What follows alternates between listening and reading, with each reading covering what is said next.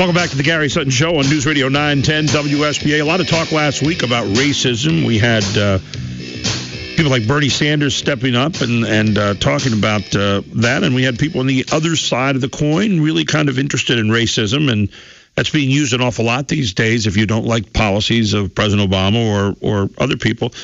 When in reality, I think a lot of people just are talking about the policies, but when you start to throw racism in, it becomes a little different.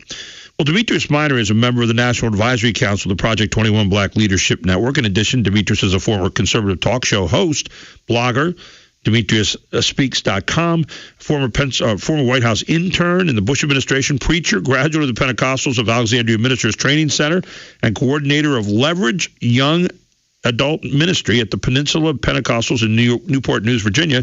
And he joins us here on the Gary Sutton Show. He's been here before. Good morning, Demetrius. How you doing? Good morning. Thank you for having me. And do you ever sleep? Because when I get done reading all the things that you're doing right now, and you have done, I can't imagine you ever laying down and taking a nap. Well, you know what they say, sleep is for the birds. I try to get a cat nap in every now and then. I hear you. And you wrote a great piece here, Black Code plus acting white equals self-created racial disparity. I read the article. It really has some wonderful points in there. And you talk in there about a newly published study called Testing the Black Code and what that all means. So tell us a little bit about your article and what you're seeing there as far as this so-called Black Code and maybe some new segregation out there that's being self-created. Sure. Well, the study consisted of roughly 212 individuals, and I believe that they were interviewed by some professors at the University of South Carolina or the University of South Pacific, and an individual from the Indiana University, Purdue University. Right.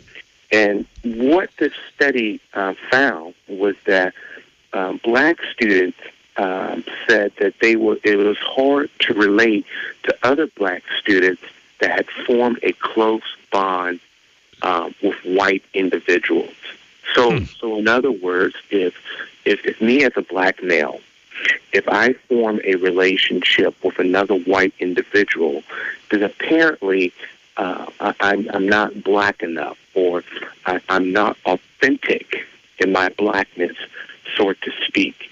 It's very similar to the MSNBC analyst by the name of Torre, who wrote a book called Who's Afraid of Postmodern Blackness, or something similar to that, in which he claims that every black person in their life has experienced racism on some level. So basically, we have regressed 30 or 40 years in race relations, and instead of looking at the content of one's character, we again are judging people by the color of their skin, and it's very sad to see in 21st century America. Especially we remember in 1963 a unknown pastor who became very well known, Martin Luther King Jr., was talking about that very thing. That was one of the messages that I thought was so powerful when he had the March on Washington, and he spoke there in front of the Lincoln Memorial. You also mentioned here about President Obama, who was not yet President Obama. He was kind of an unknown politician from Illinois. And he makes a great statement in your article. And talk a little bit about what he was saying to society back in 2004. That was a pretty good message. Well, absolutely. You know, he said that society should eradicate the slander that says a black youth with a book is acting white. And while I don't agree with President Obama on many of his policies, I do agree with him on this statement that there is no such thing as acting white. There is no such thing as acting black. Whenever we provoke those terms, or whenever we implement those terms, then what we are doing, we are welcoming stereotypes. We are welcoming the notion that acting black is, for some strange reason or another, acting uneducated, or that if you're acting white, then all of a sudden you're educated, you're proper, you've come from a good background.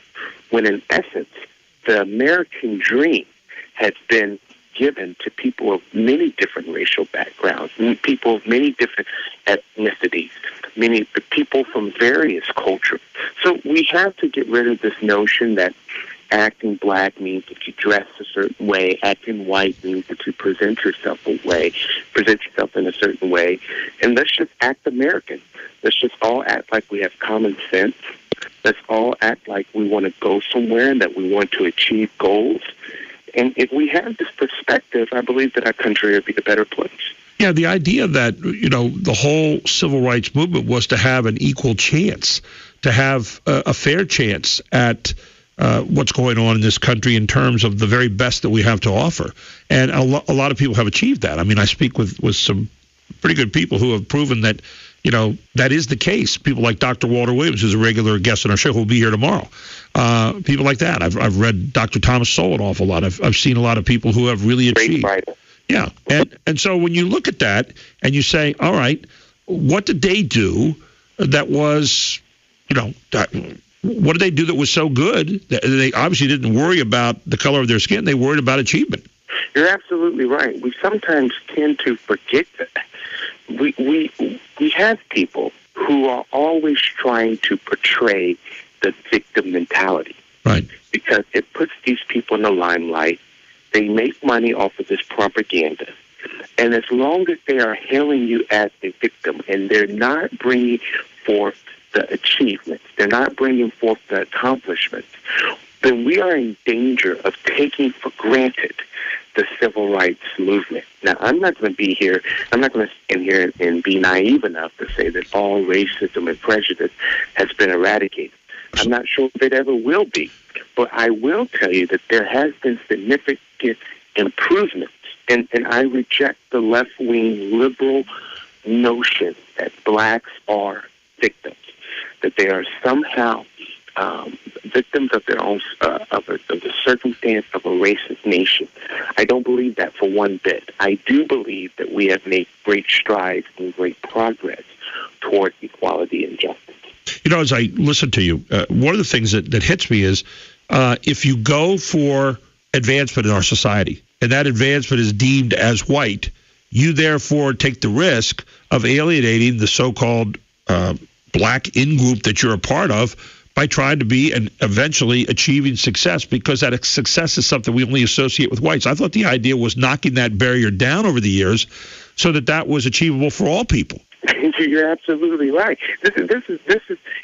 We can just not look at it from the prism of whites and blacks. Right. But let's look at it from an immigration perspective. Regardless of how flawed our immigration system is, the fact is that we have people who are coming to this country because they want to obtain the American dream. Right. And because it's more obtainable in this country than it is in any other place in the planet. That transcends the color of people's skin. And it's talking about upward mobility, elevating your economic status, your right. Standard of living. And that, my friend, is what we all should be striving for. Let's talk about this. And it relates, I think, to what we're speaking about with regard to race. If you come here illegally, you probably don't have the same right to life, liberty, and the pursuit of happiness that I have. You have a limited right because you have to always be aware that you're here illegally, no matter how long you've been here. If you come here legally, you now have opened the door to all the things that I have and you have, and you're doing it the right way. Looking back on the other situation we're talking about, if you say, geez, all I want is minimum wage, all I want is to crawl into the middle class, all I want is that, you're not really going out there and looking at it in a way of, geez, I want all the life, liberty, and pursuit of happiness I can have, as opposed to, geez, the sky's the limit. I can go anywhere I want to. I can work in the Bush White House as an intern. I can be out there talking to other people and doing things and being, a voice out there for people to hear as far as reason. So there's a very close, I think, parallel in that. Am I stretching too far? No, you're absolutely right.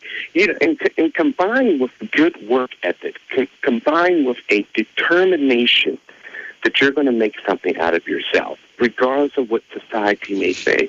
When a person is determined to do something, there's very little that can stop that person, whether that motive be for good or whether it be for evil. But when a person is determined to rise up from the ashes of poverty into low living, then America is the most suitable place for them to be, because they can obtain that dream and they can make that dream a reality. And that's one of the many things that I love about this country.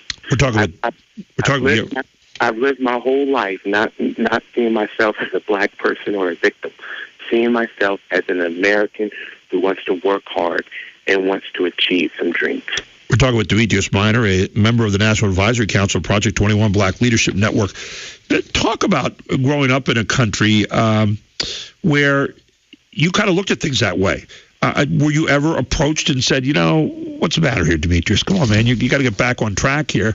Were you ever tugged at by groups or people that said you're not going the right way, you need to do it another way? Oh, of course. You're always going to be faced with opposition. You're always going to have an antagonist of some degree. But, you have to be thankful for that because it's what compels you to keep going the extra mile. If you don't have some voice of opposition, then, I would presume that you're doing something wrong. But for the most part, I've been encouraged. I've had people that really support me. And yes, you do have a few dissenting voices, but, you just have to learn how to tune out the distractions. When you look at some more of this study, and you talk about how richly blessed you've been, but we also talk about, and you make a statement here in your article, with that sort of benefit in mind, you talk about living your life professionally and having it enriched and so forth. With that sort of benefit in mind, the researchers fear that the introverted behavior they found could hurt black advancement overall. Networking outside of one's race, the survey indicates, could hurt familial and long-standing personal relationships. In order to get along, this stigma might enforce antisocial behavior, keeping otherwise competent and inspiring blacks from moving up in the workforce. Just kind of talk a little bit to that, will you? Well, are you saying that this study will hurt blacks? Is that what you're implying?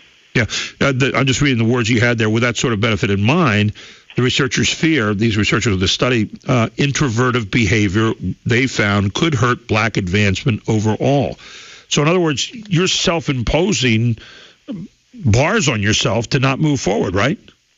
Well, this is what I tell people. I tell people to not let a small, inept, meaningless study of 212 people who honestly are ignorant in racial relations speak to a whole community. So I think that, well, at least I hope that the average person who looks at this study will realize that it's false and that it does not reflect the total mindset of the whole country. And I just hope that once these people are outside of the liberal academia, and once they have a taste of real life, then they will realize how wrong this study actually has been. And one of the things that you write in your piece is that at this time of great concern over wages, advancement, socioeconomic mobility, it appears petty resentments among blacks could be more of a problem than any perceived racism among employers, right? That's absolutely correct. When you look at the social status, when you look at the economic status, and you look at how unstable it is and how wide the gap is, I think we should be more focused on how to bridge that gap, how to bridge that divide. And it seems like for some reason we always tend to not talk about the main issue: jobs, wages, the economy. We seem to go off on a tangent here about something that is trying to appeal to our emotional feelings and status. But that's the real issue: jobs, wages, working, because people have a mind to work. And once we address those issues, then we will see that upward mobility. And then we will start to see people come together as a whole. Demetrius, when we come back, I want to ask you about a question. Maybe wasn't so much a part of this, but why do people feel as though opportunity is not there for them right now? Just take away all the things that we've talked about here. We're going to ask Demetrius that question when we come back. Why do people who are of color feel like, maybe they're being blocked out? Maybe they are in some cases, but in all cases? We'll ask Demetrius Minor that question when we come back. He's a member of the National Advisory Council of the Project 21 Black Leadership Network, and he's here with us on the Gary Sutton Show. Back right after this on News Radio 910 WSBA.